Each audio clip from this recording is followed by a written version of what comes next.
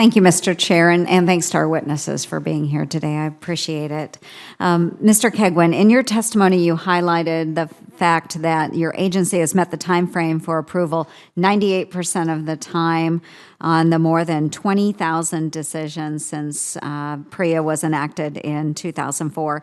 And I think that's a pretty tremendous track record. And I know there had been some extensions of timelines beyond the target of 730 days, but still very, very good percentage. So thank you for that. But what I would like to know is what you believe can be done to remove duplicative regulations, free up some of those funds, or take other actions to further improve the time for getting new products on the market so we can make our farmers and growers even more productive.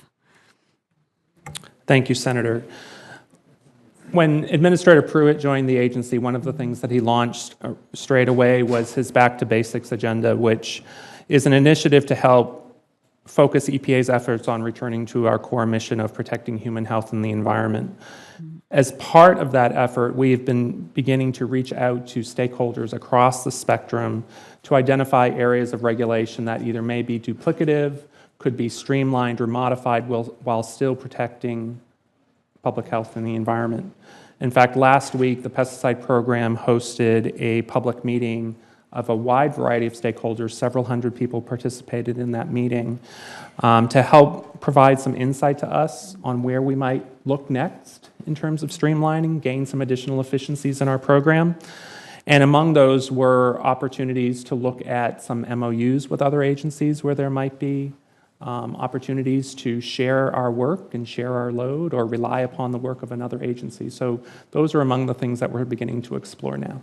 Very good. And in your opinion, is that seemed to be a positive start? Is it being received well by your agency and other agencies? It has. And in fact, we have had some MOUs in place with other agencies, so this would not be a new territory to explore, but we can build upon some of our existing relationships and probably go further. Very good. Thank you, Mr. Kegwin.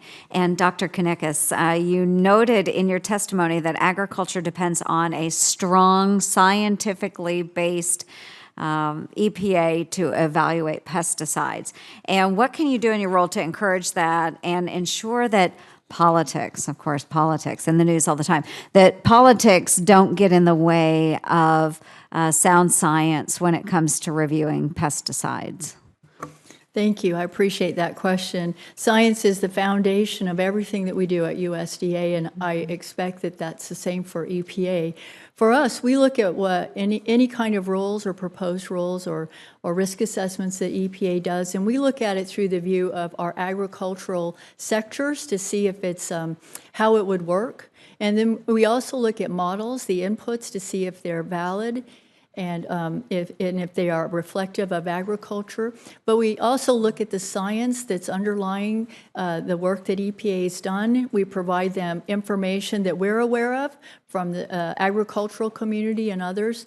And then we have nice discussions with EPA about how we can work together to either improve or make changes or maybe better understand why they're doing what they're doing. But we do look through it through scientific eyes. My entire staff is very, they're experts in their disciplines, and we ensure that each one of them is fully aware of what EPA is doing and that we can speak on behalf of Ag to ensure that they're scientifically based decisions.